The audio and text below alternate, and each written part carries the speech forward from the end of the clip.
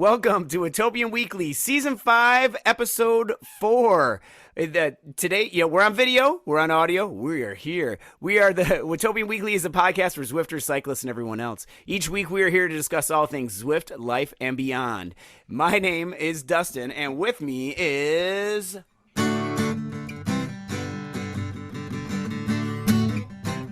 Here he is.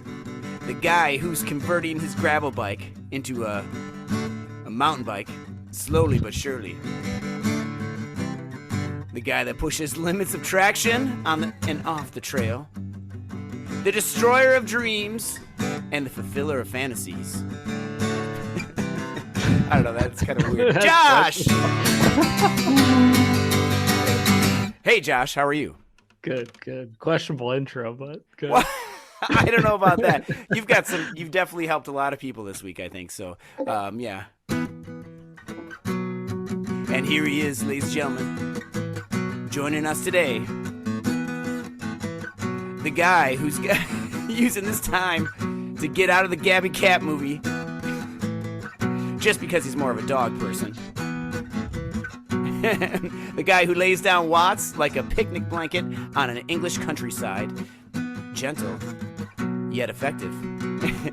He rides for distortion, but is on loan to win for other teams. The FRR coordinator and the FRR hype man, James. Woo! James, it's good to see you. Hi.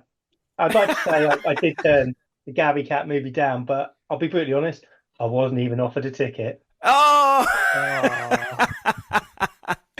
Well, the lady who I live with who smells so nice and my daughter went to go see it last week and they loved it. So they said it was really funny. So and I'm sure it is. I'm sure it's really good. So we'll have to watch it on Amazon Prime. Do like what do they call a watch party thing? I've never successfully done one of those, but Josh, you can come too. I know you're more of a dog person. But... Yeah, I am. Yes, just three grown men watching a Gabby Cat movie. I'm sure it'll be fine. Yeah. Well, yeah, it's good to see you guys. I mean, how's everything been going? It's good. This I'm pleased to report no crashes this week and no crashes this week, Josh. In outdoor riding, so yeah, we should talk about this because it's a good thing. Yes, Josh is. You gotta. Yeah, Josh. We'll start with our weekly catch-up because Josh, you got to post a picture of your bike too. By the way, it looks awesome. I love that.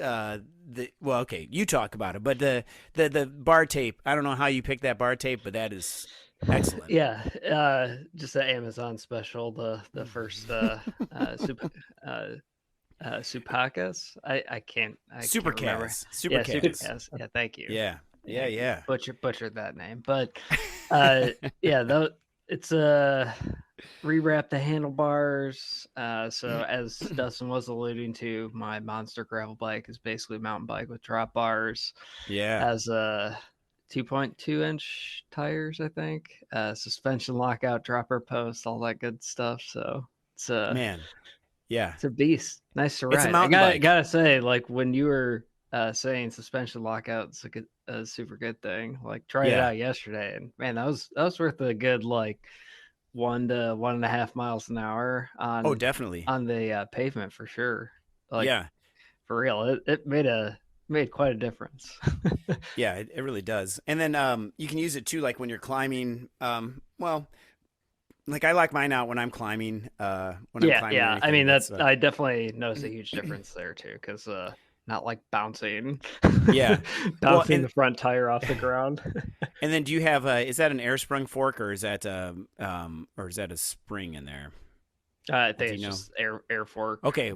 Yeah, and did you get it all pumped up and everything for you and stuff? And nope, don't have a clue on how it works.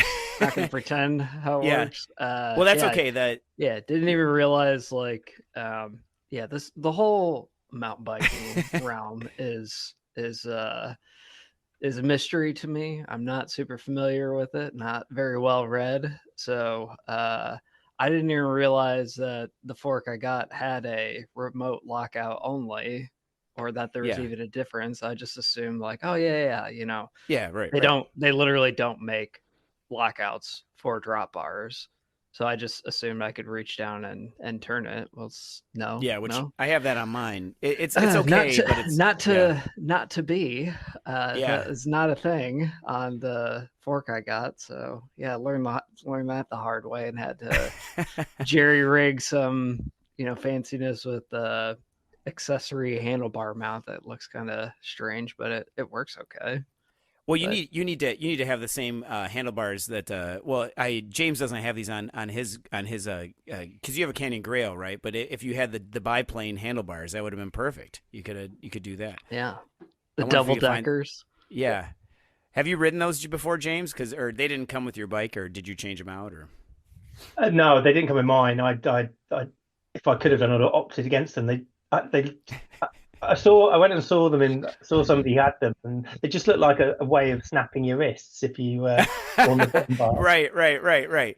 I've never seen him in person. I've only ever seen him on that bike, and you don't really hear about it anymore. Looks like the Wright brothers airplane is what it looks like. About ready to take flight. They haven't standard test of time, have they? Unfortunately, right. There's lots of stuff like that hasn't. But oh man, well, and then so Josh, you made it though. You didn't crash into anything. You didn't hit any curbs at the wrong angle. Didn't crash. Yeah, it was on a historic run of, what was it, like 3 years or whatever, with getting back into cycling and no crashes, no incidents, no nothing. Then a month where it crashed 3 times just every week. Yeah. And then now I'm scot-free. Yeah. No injuries, no nothing. That's good, man. Yeah. Because you got really hurt the last time. I know. So you're okay though. Well, not really. I mean, it was just like road rash and stuff. But yeah, but that's tough. Which is another reason why we Zwift, right? Yeah. So Zwift, it wouldn't happen. Wouldn't have happened on Zwift. Yeah. Oh man. And whoa, there goes my mic. And so here we go. Anyway, well, what about you? I know my mic is like it's all wobbly here. I'll fix that while we talk to James. James, what about you, man? You've been doing lots of stuff this week. I was going to say I've had a very quiet week on Zwift. No way. Oh my gosh! If anybody follows James on either Zwift or on Strava, you will see he has been put in some major stuff. Go ahead, James. So I've been participating, not been competing, participating in the FRR Tour France this week, and also raced in the ZRL. And we had the Coalition Ladder Party, which we'll talk about later. So I had a look at my numbers. So I've done 407 kilometers this week on Zwift. So it was like 253 miles. So that's this week. That's just this week. It's when I looked at it yesterday, Strava was telling me it's a 148% increase on my weekly riding. So I took my Garmin watch off actually because I looked at it on day one and it was saying it's going to take me about 2 weeks to recover. I was like, that isn't happening from that side. It's been quite a busy week. Obviously finished the tour. We'll talk about that in a bit as well. But I'm pleased about that. I do have, which I haven't sort of told you, I do have a nice bottle of champagne, which I'll be opening on podcast and celebrating both my success and everyone else who's taken part in the tour. So ZRL was good. That was a bit brutal up the Pain Cave climb. Obviously racing for a different team, so that was good. And been busy. I think we've got the Super 6 series starting on Friday, so we're just finalising some of the teams around that. And again, sort of we'll talk a little bit about it more later on when we talk about Flamouge racing as well. Yeah, I'm so jealous. I want to do that. All my Fridays are booked, so that looks so cool. The Super 6 stuff. I love the idea that there's just like you're the sprinter today, or you're the climber. That's awesome. But yeah, well, that's great, man. So I don't think I've ever had champagne before. Probably I have, but that's actual champagne, not Welch's grape juice, which is usually what I have. Yeah, I'll open it and make loads of noise and try not to pop the cork too far over all the IT kit in the room. Yeah, or don't hit yourself in the eye. All right, here we go.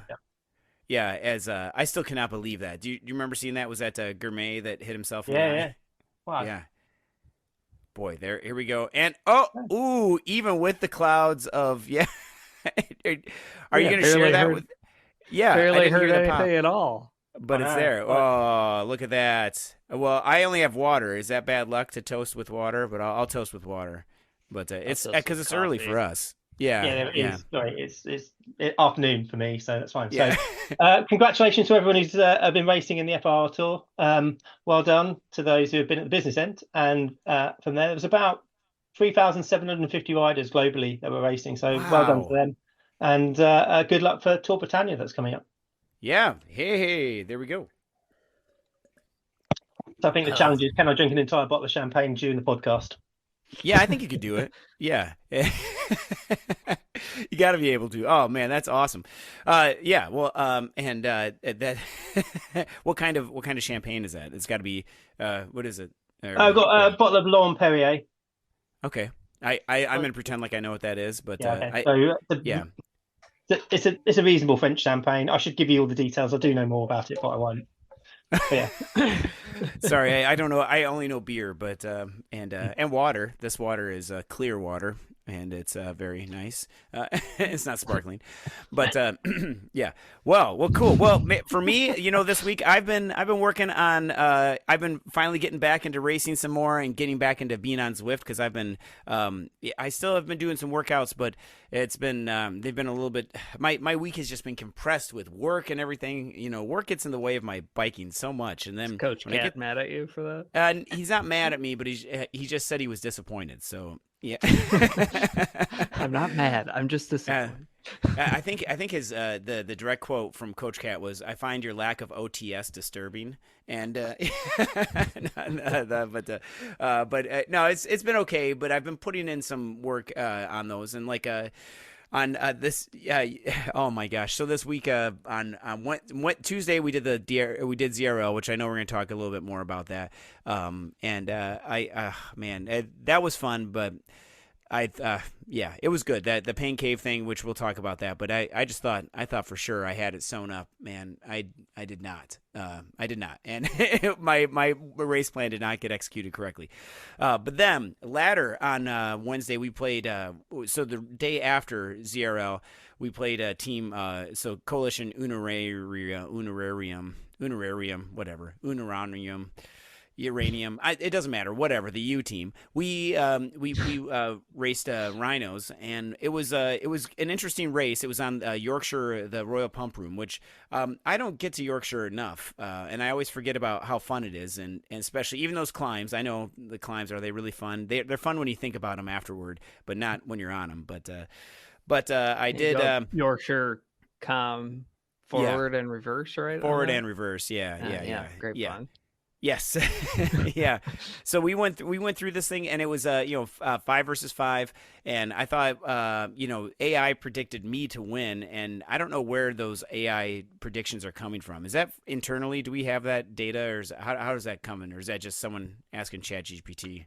No, it's very simple. You take every rider, their current velo score, take the adjusted velo for the handicaps. On the course type, sort by descending order. Okay, so it's actual intelligence, not artificial intelligence. Okay, all right. Well, that works. All right. Well, so it was predicting simple math. Okay, it was predicting me to win, which I was very surprised that anybody would pick me to win for anything. I've barely won at bingo. They believed in you to lead them to the promised land. So. Yeah, that's right. So I was like, and like everybody else is faster on my team, but I must be it was me and Nat Nat and I, excuse me, were the climbers on our team. And so Nat, she is her and I and you, Josh, we all raced DRS. Was that last year or last spring or whenever it was?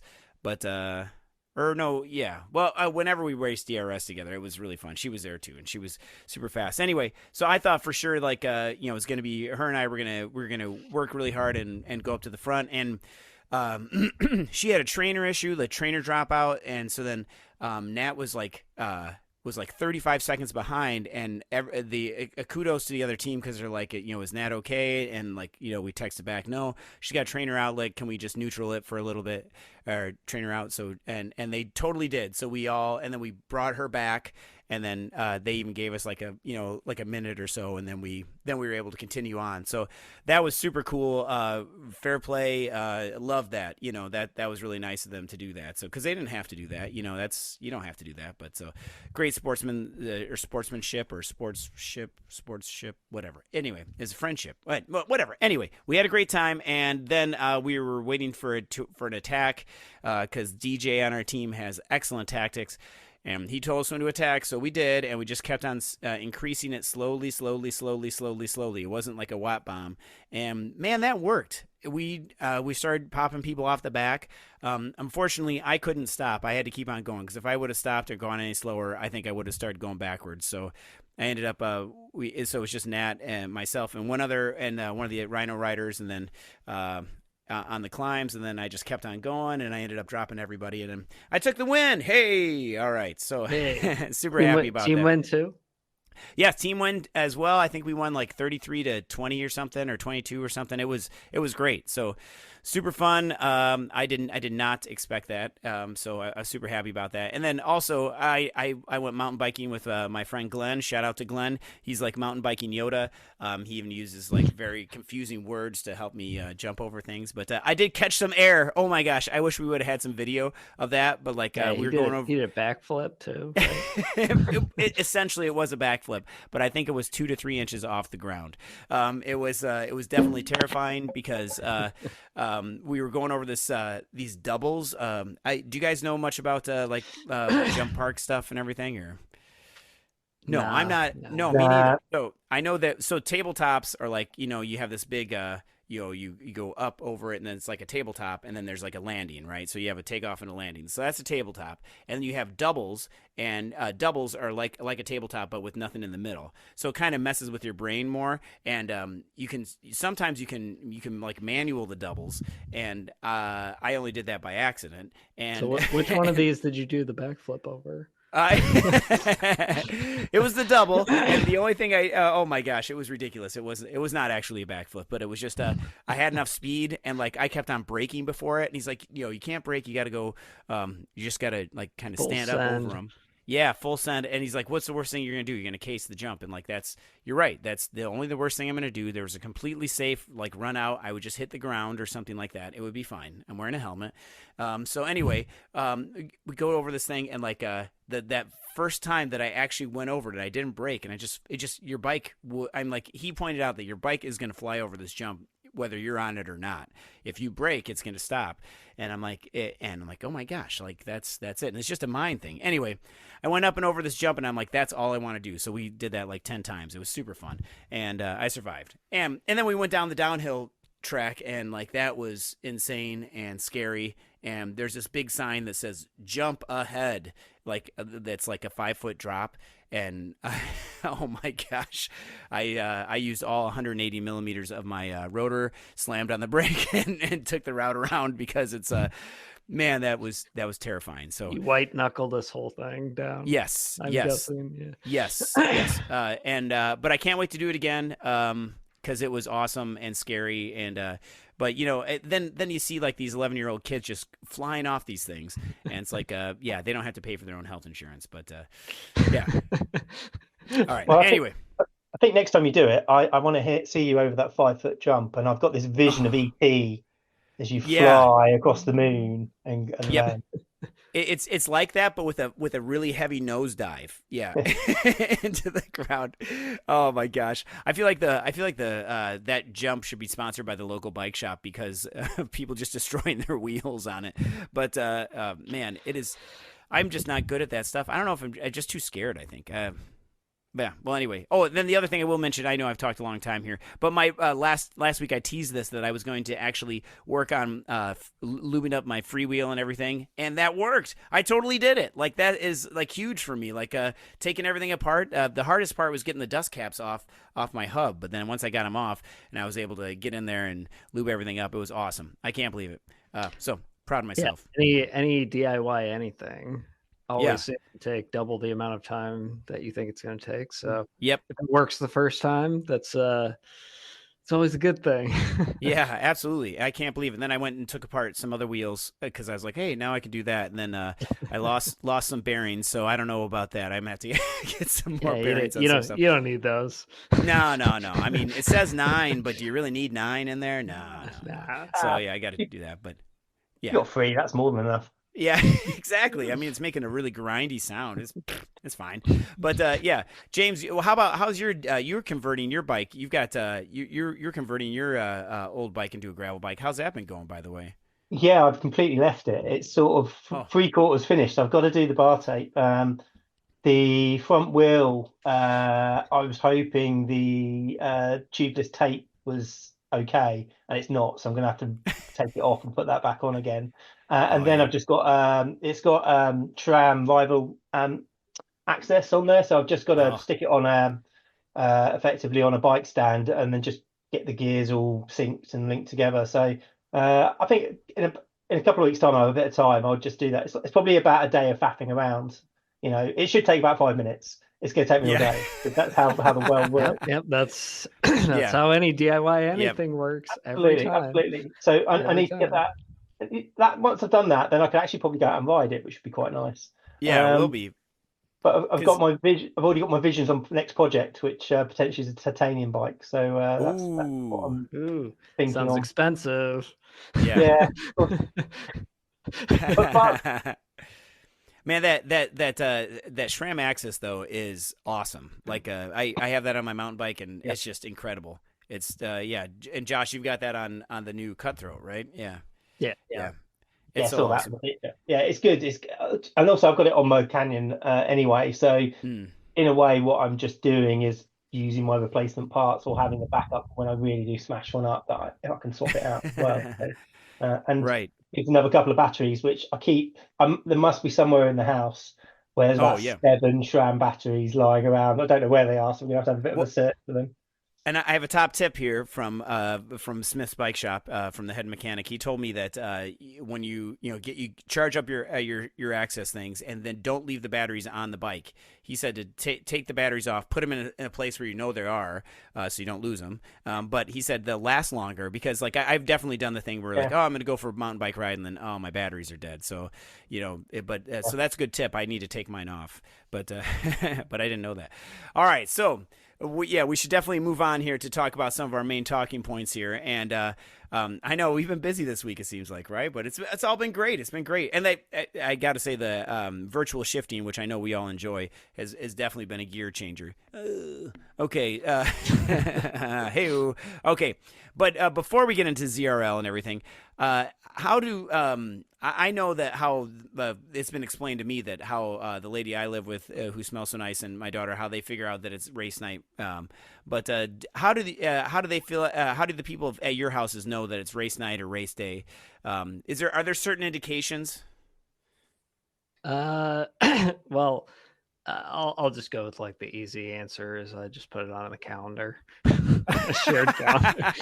I have it on the calendar too. That's There's really funny. I there's do no that like too. fancy indications otherwise, sadly. Oh man, There's usually for me it's there's the jeopardy beforehand of covering some of our Maya teams, making sure we've got 6 riders out. So there's that mm-hmm. usual few swear words because we're having some last minute dropouts. Yep. Then Yep. it's a mild panic, usually about 45 minutes before the race, because either myself or my wife are stuck in traffic trying to get back in time. So warm up to ZRL races tend to be non-existent, if that makes sense. And that Yeah. just is the general pattern. You know, if I'm lucky and working from home like I am this Tuesday, it'll be like a breeze. But there's usually Yeah. again, it goes on the board. Like Tuesday nights are locked in. Don't do anything else. Don't even go away. You know, Yep. doing anything, and then try and sort of go from there. If that makes sense. Yeah. Yeah, because I usually have like 2 hours between work and between the rest or between the race. That's about it. And one of those half an hour has to be the warm up. But I know we were talking about this the other day because I usually do I don't know why I get nervous about these races, but I do get nervous, and then I end up doing I'll be doing laundry, I'll be making dinner for everybody that I don't get to eat, because it's I don't get to eat till afterward because I'll throw up or something while we're riding, and so I'm just like getting all this stuff done. I don't know if they like it here where I live because I'll clean everything just because I'm doing like all this nervous stuff trying to get this thing done. And usually, people just like my wife and daughter usually just kind of stay out of my way or whatever. I have my daughter pick my socks, which by the way, she picked out my socks, and I won that ladder race. So I gotta have her do that every race. Now you have superstition. Yes, yep, that's right. So now I got to have her pick my socks every time. And I don't care if they match at all. It doesn't matter. Just you pick them. I think that's going to be good. But yeah, but I think my family have just accepted I'm in this weird cult on a Tuesday night, and they know where I am. They thought he's all right, he's safe, and they just leave me do it. If that makes sense. There is quite. Sometimes they were at the beginning coming in and asked me how I was doing, which never really got the response they're looking for. So they just don't bother now. When you finish, you come out and they'll go, "How did you get on?" And occasionally I say, "Emerge from the cave." Yeah, right. Exactly. Yeah. I get the same thing. But then we also have my wife was talking about how it seems like every Tuesday the smoke alarm goes off at our house, and she's like, "That's why." It's usually because like I'll make I don't know, like I like Brussels sprouts. I know it's a weird kind of recovery food, but I'll put Brussels sprouts and maybe a veggie burger and French fries in the air fryer. Put them in the air fryer, go take a shower, and then by the time I come out, everything's cooked. Right? I think that's a great idea. But I think something fell in the back of the air fryer that it's like it catches on fire or something. I don't know. Either way, I know when it's done when the smoke alarm goes off. So yeah. I got to get that just figured out. Yeah, you're ready to race when your house is on fire. I make sure I save it first, and then I get out of the house. Yeah, exactly. Oh my gosh. Well, so let's talk about ZRL though. So ZRL this week, I mean, that was or last week, going up the pain cave thing. I thought for sure I was feeling so good that I felt like I was going to win. That did not happen for me. I got 21st. And I know I alluded to this earlier, but going up that last into the pain cavern, I was like, oh boy, here we go. And I was just sag climbing the whole thing, but it turns out everybody else was too. And because at the end, that last like sprint was probably I don't even know. It wasn't even that long, was it, James? It wasn't. I mean, and then I just got passed. Yeah. It depends where you went. It depends where you went from, doesn't it? Because I ended up having not a full sprint, but effectively 600-700 watts out the top of the pain cavern and trying to hold it across the bridge, and then progressively bits of me fell off. And a couple of people went past me, but I had a similar thing. We got onto the pain cavern and got onto the last third. I deployed my feather, feeling very smug in the front group, expecting to, as I said, hog away from everyone and wave at them in the distance. Right. So did I. Yeah, got half a wheel. I got to the front, but half a wheel, and I was like, "Oh dear, I might have just burnt all my matches." But managed to. I think everyone else was cooked as well, so we got over through out of the pain cavern, and then it was just who had anything left, and I ended up finishing third, so I was really happy to get on the podium. That's awesome. I was blown; my legs had gone at that point. So any podium finish is a good victory though. Yeah, and absolutely. And it's just the problem is when you get that close, you're sort of like, oh, what could I have done to do it differently? But no, it was a good race. I was racing for Caliber, Coalition Caliber, who we sort of had trouble getting the full team out. So I sort of loaned myself out to there. So Amy's been coordinating it and she's been amazing. So she ended up finishing fifth, which was a fantastic fifth. She finished 10th, which was a fantastic result. But whenever she was talking on Discord, she just sounded really calm, cool, and collected. And it's like, how do you do that? Yeah, I don't get that. I've raced with several people that can like just. It sounds like they're on a sales call or something like that. Yeah. Yes, I would like that. And then but just laying down the watts, I don't get it. I'm usually very much heavy breathing, and I know Josh is too. But although Josh is pretty calm too, actually, I don't know. I mean, if you listen to any of Josh's streams, like I don't know, do you have like a heavy breathing filter on yours or something like that? Nah. It's because I'm too used to just yapping the entire time. Well, yeah. Well, this week though, and I know Josh, you've been doing lots of ladder racing too. So during all this time, so I know you didn't do ZRL. You bet. No ZRL for me, but no. yes, ladder. Yes, ladder. I know, and ladder's been taken off too, which we're going to talk about that too. But let's look at this route for this week. So this is the like going up the Jarvis. It's the Jarvis Seaside Sprint, which this is the one that is just for ZRL. It hasn't been released yet. I'm sure this is going to make an excellent ladder course too. I would guess, just because of the way all the segments are there. Which Josh, that you think that'll be released soon, right? Probably after ZRL for us to race on. Probably sometime after that. But yeah. looks like a good one.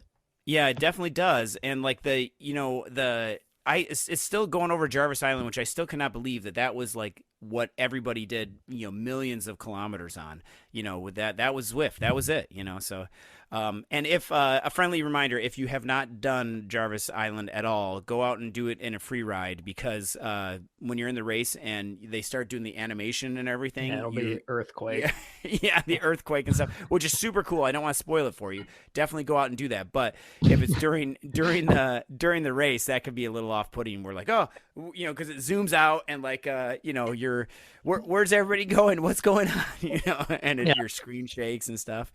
It's pretty cool, but but anyway, I'm not an OG Zwifter, so when I think the first time I was doing it was in a ladder race, and I was like, what in the world is going on here? And yeah, it was a little it was cool, like you said, but not recommended during a race. That's your first time there.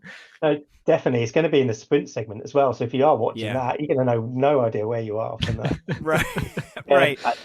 I think it's going to be a really interesting route for the points. You've got some real tactics to play on. You go through that sprint just onto Jarvis Island, and then you're straight into the climb, and it's right. It's a real balance about what you do, because it was interesting the last points race, because where they've changed the way points races work, they're more similar to what I'd say is FRR. So it's not necessarily about your out and out sprint, it's about where you are in that front group. And if you get dropped from that front group, you are absolutely knackered. So it's like, how do you stay in that group? And you're going to have people going full gas for the sprint who are going to hit the climb and then it's going to blow up. It's like, so where do you burn your matches? And how do you maintain your position in that front group without dropping on the climb, because that will separate. I think most races you're going to see a separation of the front group on the climb. It's not massively long, but it's punchy enough you can put holes in people. Yeah, and FTS really isn't worth the effort and matches nowadays, it seems. So unless you're in that front group, like you said, James, I wouldn't even bother trying to get FTS just because it's not really worth it. Having made that mistake in the first points race of first across the line through the segment, and I think third on FTS, and promptly blew up massively. It's like, won't be doing that one again. Oh man, I'm planning on. Yeah, it's gonna be a good one. I'm planning on going all in on the KOM, but that's just because that's probably the only thing I can do. But I don't know. I'll probably contest everything. Dustin's a climber now. I'm a climber now, I guess, ever since I won on Wednesday. But the whole thing, I get sucked into the doggone sprints though. Everybody goes, I go. I don't know. I need to just stop, but. Well, it's hard, I mean, you have to at least do something to stay in the mix, though. So it's not as though like, hey, even if you're not trying to contest FTS or something, you still got to burn some matches just to stay in the group. So that's a good point. And it's a very fine line about how many you burn. Having spent a week of getting it very wrong in FRR. It's a fine line, because if you do get separation, you might get back on, but you're not going to get up to bite the front. And it's that time and effort, because FTS is a bit of a waste of time, if that makes sense. So it's going to be interesting. I'm tempted to watch a few of the earlier races in the day, just to see how they play out and what people do. Because in my head, it's a similar thing to like last week. It's like, and all of this week has been, in my head, I have the perfect tactics that I want to be able to execute. Never happens that way, and you need to be as flexible No, about no. your feeling and what happens on there. Hey, That's that's half the fun, James, is strategizing with your team and talking a bunch of tactics and bike selection and all that, only for that to go out the window in the first 3 minutes of the race. Yeah. And last week's scratch race, I thought it was interesting how it's like, it's a scratch race when everyone's willing to stay together and no one is going off the front, trying to get FAL or anything. So this will be interesting. So laps or A and B are doing 3 laps, and we're C and D. I'm only doing 2 laps, which is that's gonna be good too. But yeah, I mean, do we? What do you think? Do you go all in on the first lap, or do you try and save it for the second lap, or just I don't know. Well, I think I must admit I'm very glad. Again, I'm not a B or a cat rider, because 2's more than enough.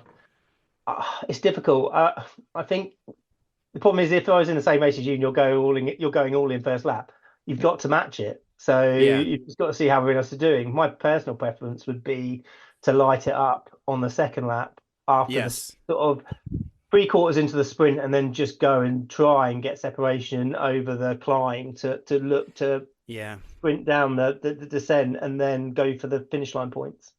But again, it's just how it plays out. But you want to be in that front group. You want to be trying to sneak as many points as you can without killing yourself, and it's that fine balance on it from that side, because it's that interval and repeat efforts over a short space of time. So you're going to be degrading everyone. It's just who's going to be the strongest going up that climb the second time round, in my mind. So that's a good idea though, to really go through start halfway through the sprint and just go for it, just because they're so close. The sprint and the KOM.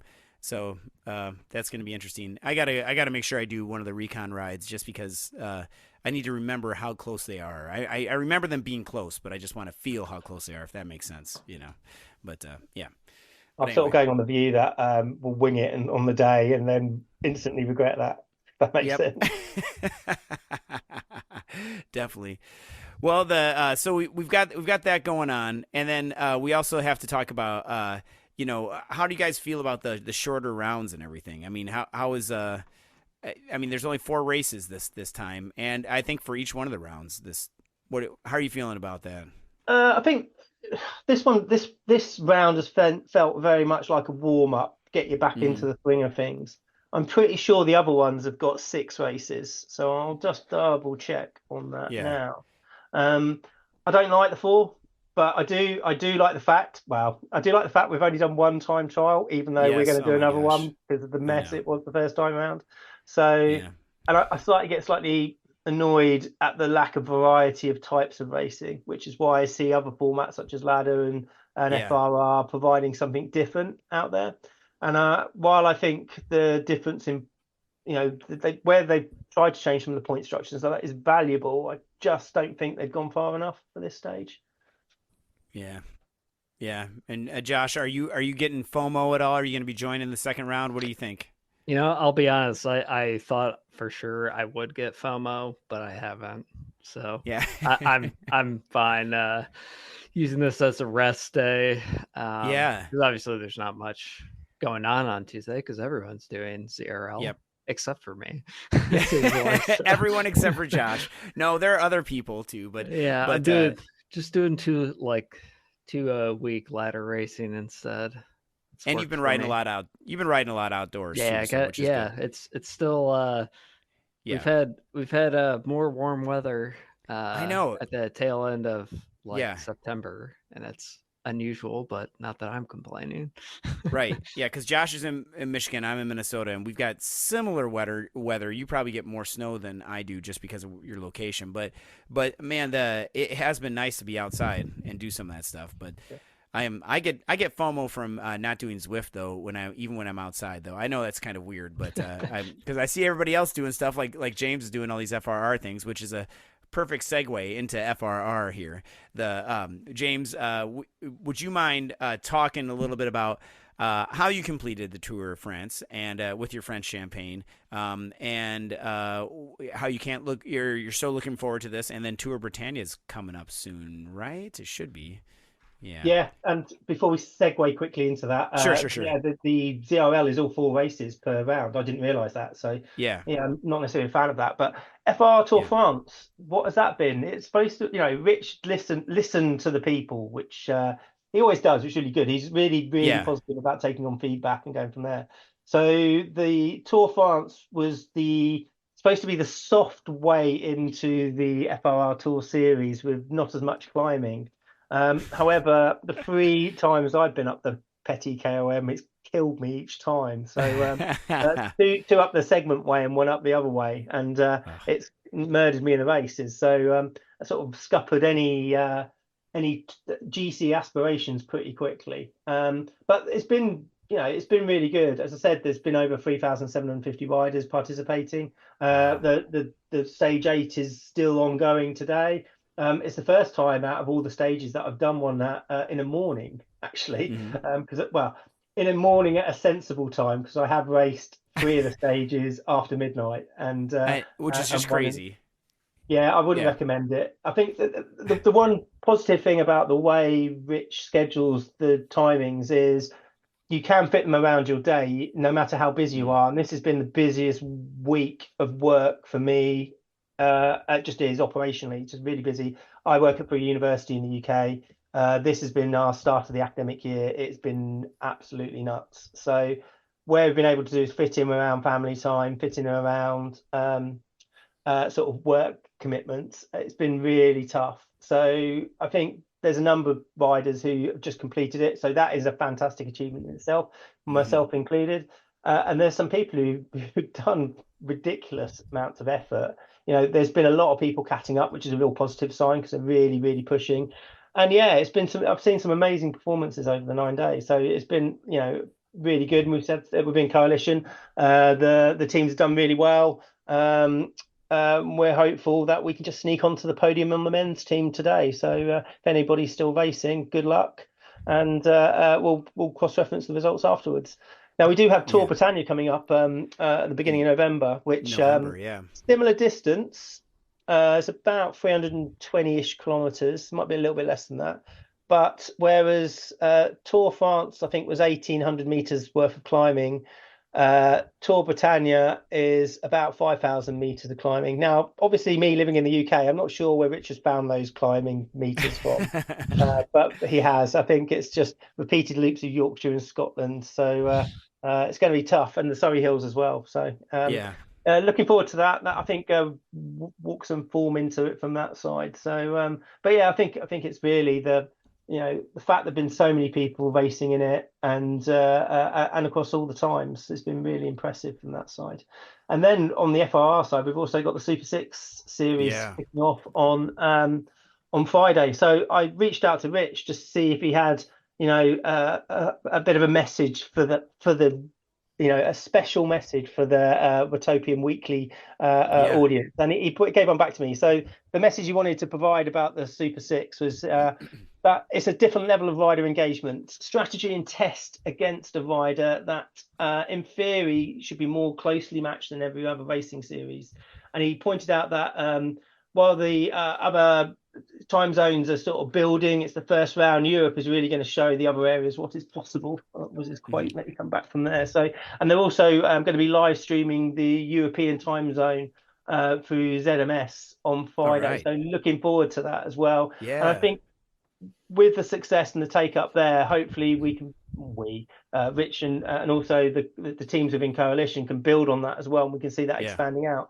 I very much see it. If you touching with Josh, is when Ladder started, it was only a few teams, and look at how much it's grown, and look at how well it's taken from there. I think the format's really interesting. I think the first race around the Royal Pump Through Mate in Yorkshire, not my favourite course, I know, being a points race. The segments and the roles that riders have to play, and also the wildcard challenge of you need to place in the first top 10 over the sprint forward segment, provides a really interesting dynamic and how teams take that forward. So I'm interested to see how that plays out. I think it could be quite exciting.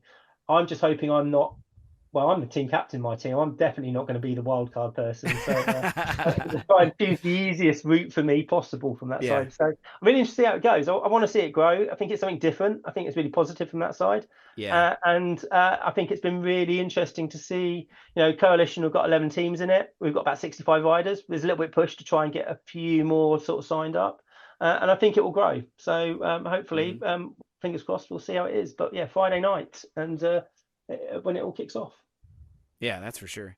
And Looking forward to it.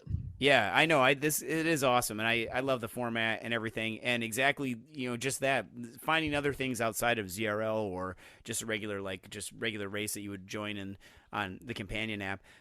It gives you different incentives to finish and different incentives to participate and different strategy to participate. It's really good. Yeah, and speaking of the ladder stuff, I mean, just like you were talking about.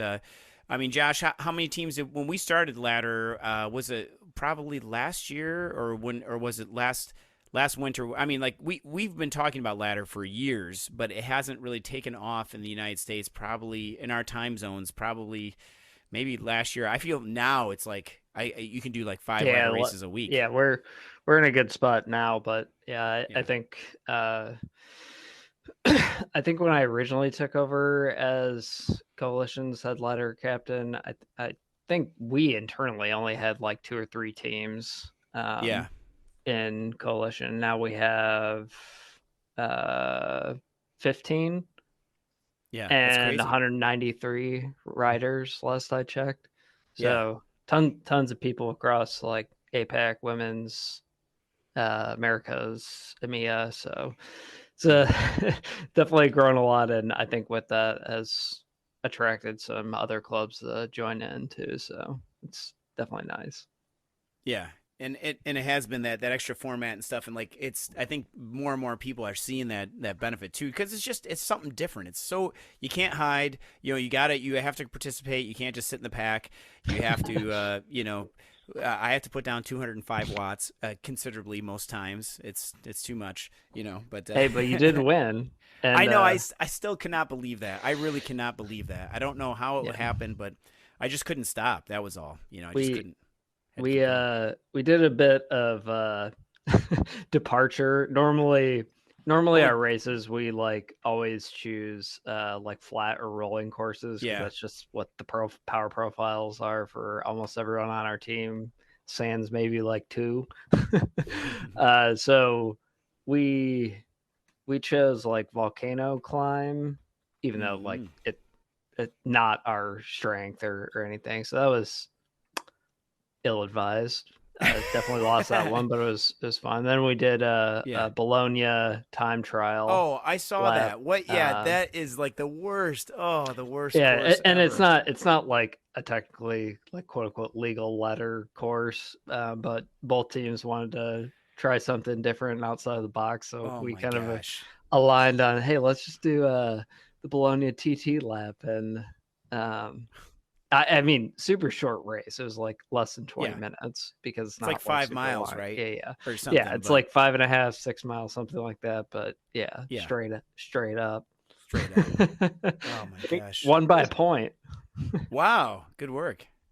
It's a vicious, but it shows that innovation that you're able to, with the teams, to be able to do that. And I think the ladder's been really interesting for the spin-offs, which we'll touch on the ladder party. But we've done some internal races, which we wouldn't necessarily be able to do across the other teams, and there's been other activities around that. We're going to be doing an in real life meetup with Coalition Xeon next year, which we're really looking forward to. Cool. Because I'm going to just try and rip everyone's legs off and then give up. So give away my tactics there a little bit. So tell them you're rolling out at zone 2, then smash like 800 watts. Yeah. We've seen some of the behaviour of my teammates yesterday, which was a bit unsporting from that side. Oh man, yeah. What happened to the ladder party? So that was who all was invited? How did it come about? And where's the live stream so people can watch or the restream? We did have 16 apiece. So wow, that was a plus. Yeah. Yeah. So it was like 16 on 16. Wow. And so what all teams were invited? I guess that's a better way to put it. Well, I think everyone was invited, but Okay. yeah, we had I think Tom and Chris on Coalition were kind of the ones who planned this whole thing and sort of divided up the teams by roughly equivalent, velo Okay. and stuff like that, and try to keep people who are race together and ladder on the same teams and Yeah. whatnot. So a bit of a balancing act there, but did 2 laps of Outer Scotland and kind of did a neutralized start, and then everyone just at the first banner, everyone just decided to like blast up to the moon. You can Pretty definitely fun. see it on Josh's feed and also Chris's feed, and he went off straight as soon as he went through the banner. He was like, "I am gone." And from my point of view, from the start to the banner, I was already averaging, I think it's like 4.4 watts. And then when Oh they went through man. that, I was like, "Oh, this is game over from that point of view." And it just Yeah, went. good times. Yeah, But that's awesome.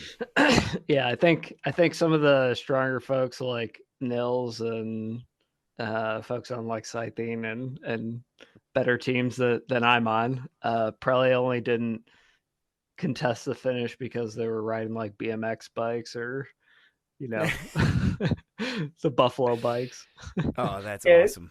there was a good spread of sort of people riding silly bikes. I must admit, my decision making on going on the Buffalo bike was around, oh, it'll be easier. I ended up for about one stage pushing more watts than I really wanted to. And I was like, why not just ride a sensible bike? Because it's just killing me anyway from that point of view. And I wish I'd put myself on the BMX bike actually, because it Yeah. just looked cooler in game. Yeah. I still don't have that one. I got to get that one. Oh man, it's too late. But I think I'll have to fair wait. play to Chris being on the Atomic Cruiser and still be contesting the sprint in that final area. That Yeah. must have, I'd like to see his numbers from that perspective. But Oh Yeah. man. no, it's good. I think it was great that we had everyone, a real mix of people from the club who could make it. I said, but we ended up with sort of 32 riders out there on a Saturday who'd given up their time to do it. It was good fun. I think there's the feedback is we want to do something again. So we'll throw out the gauntlet on what can be achieved from that perspective. But Yeah. I think anyone who didn't ride a silly bike should be put on something really silly, and then I am given a fully spec'd up whatever bike and a 5-minute SR. Yeah, All that right, sounds I'll cool. ride that. I'll ride the hand cycle next time. Yeah.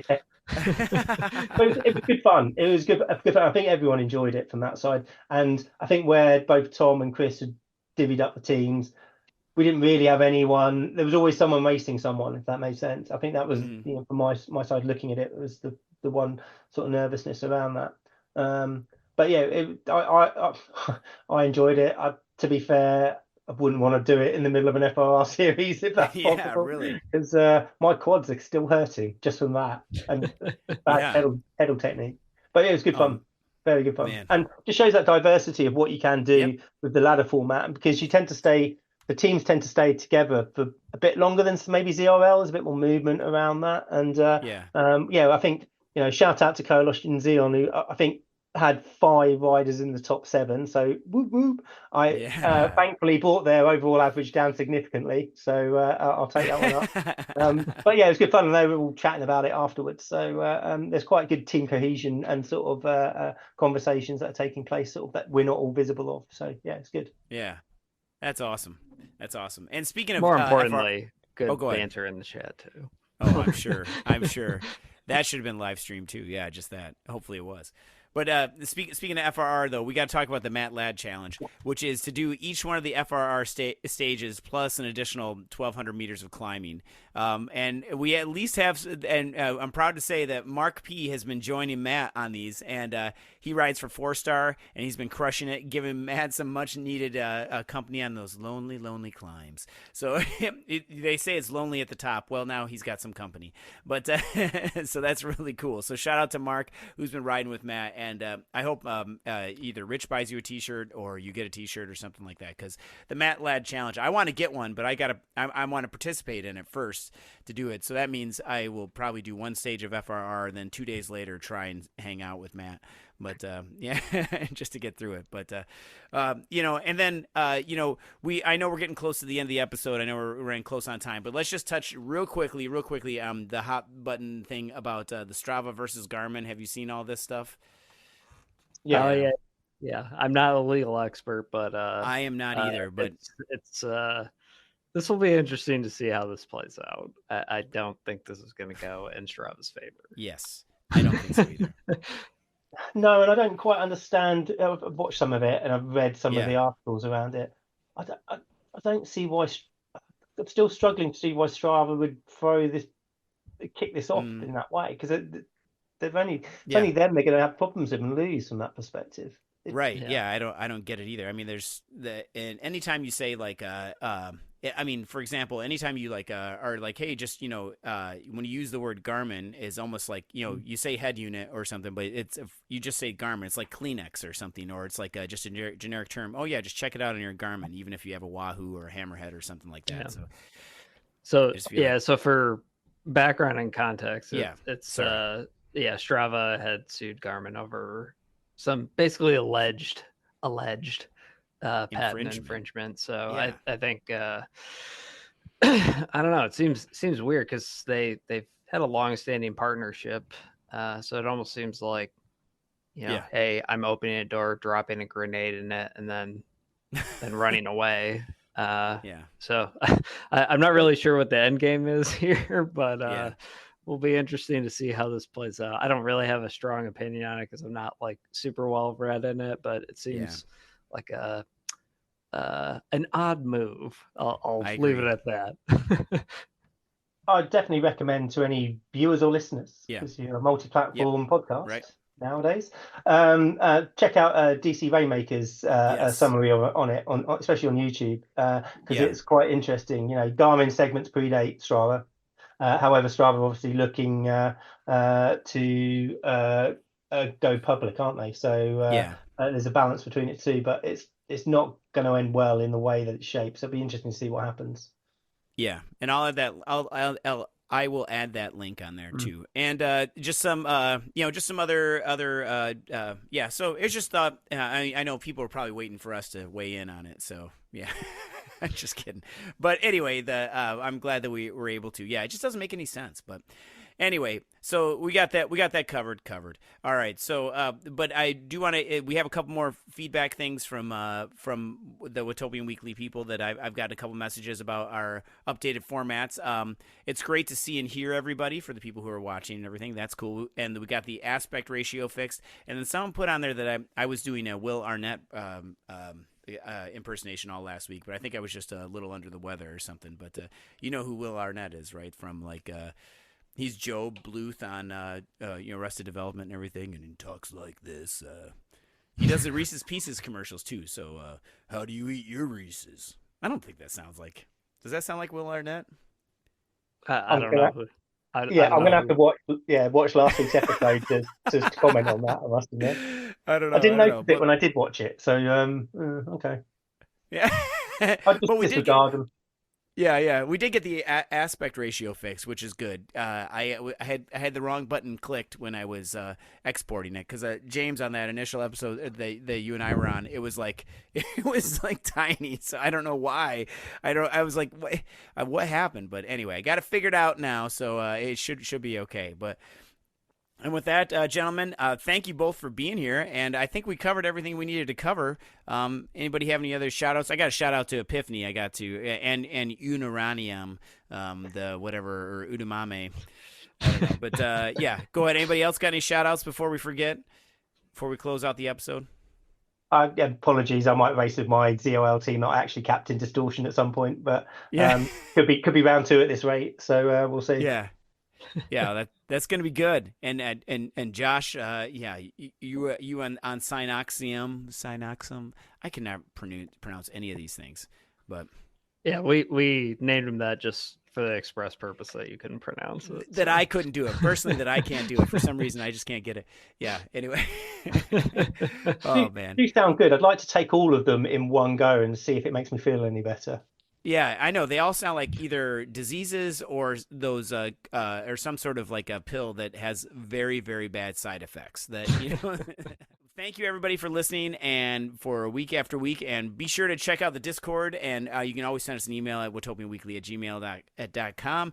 And someone on staff will get back to you soon. And with that, within 2 weeks. And so with that, everybody, we did it. We're on video. We're on audio. We're everywhere. Anywhere you like podcasts, that's where we're at. And you know what? We will see you in Watopia. Bye-bye. Yeah. Oh, cheers. Yeah, there we go. Woo. Yeah. Oh.